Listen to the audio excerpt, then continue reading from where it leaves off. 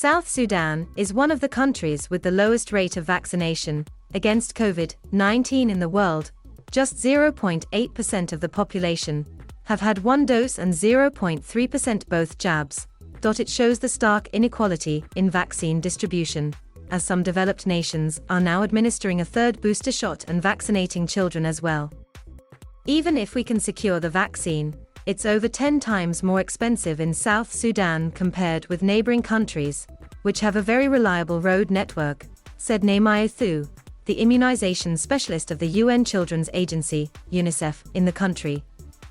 South Sudan is a vast country, roughly the size of France. But only a few roads are paved.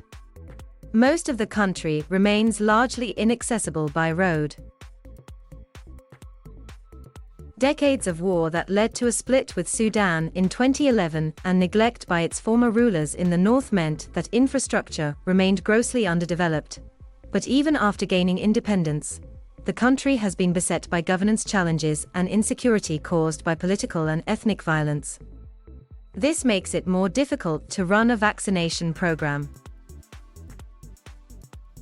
This means that during rainy seasons flooding cuts off some areas and renders airstrips unusable. Dr. John Rumunu, head of the government's preventive health services, said some AstraZeneca vaccines had been sent to all of the country's 10 states. However, less than 50% of counties have been reached.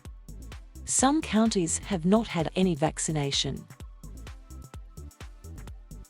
UNICEF is in charge of distributing vaccines obtained through the UN-backed COVAX scheme, set up to make jabs more accessible for developing nations. Before the COVID-19 pandemic, the agency looked after the logistics for children's immunization programs, so this is the biggest ever expansion of its operations. In South Sudan, it primarily transports vaccines by air. In around 50 locations, we need to airdrop the vaccines if we are to equally distribute vaccines, said Dr. Nay. That requires an enormous amount of investment, meaning distributing vaccines in South Sudan is far more expensive than it costs to buy them.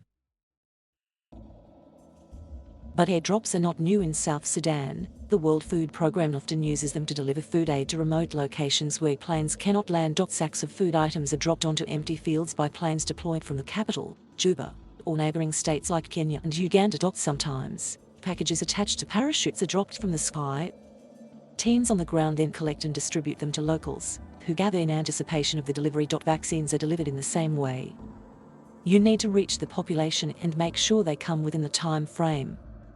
Based on their availability, you have to wait, said Dr. Nay. Coordinating the entire operation, getting the timing right, and hoping for good weather are key to success, though things don't always work out perfectly. It's not an easy thing given that our health system is not strong.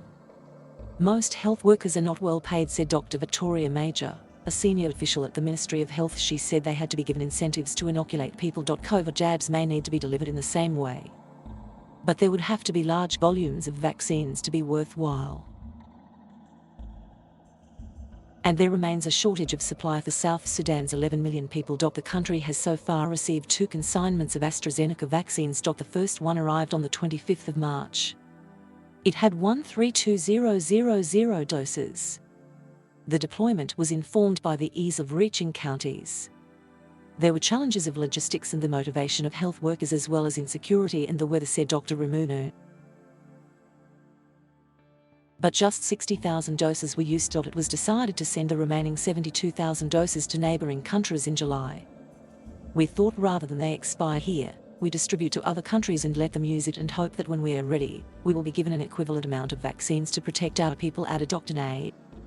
A second consignment of 60,000 doses of AstraZeneca vaccines, donated by France through COVAX, arrived on the 31st August. It had a much shorter shelf life of just 4 weeks, but they were all used within that time. The World Health Organization's Dr. Richard Natigo said the short period to expiry was lowering people's confidence in the vaccines.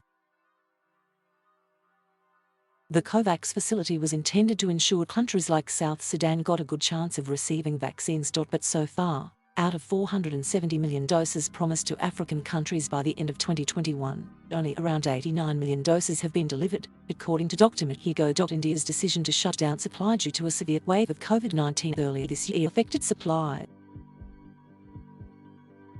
In addition to this, most of the wealthier countries grabbed most of the supply in the market, leaving the COVAX facility facing shortages of vaccines that had been promised by manufacturers, said Dr. Mihigo. On the 8th of October, South Sudan launched a new vaccination campaign following the arrival of about 60,000 Johnson & Johnson vaccines donated by the US government.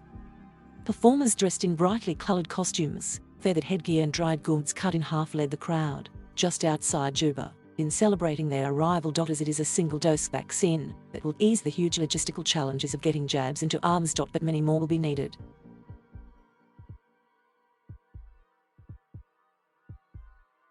Thank you for watching. Please subscribe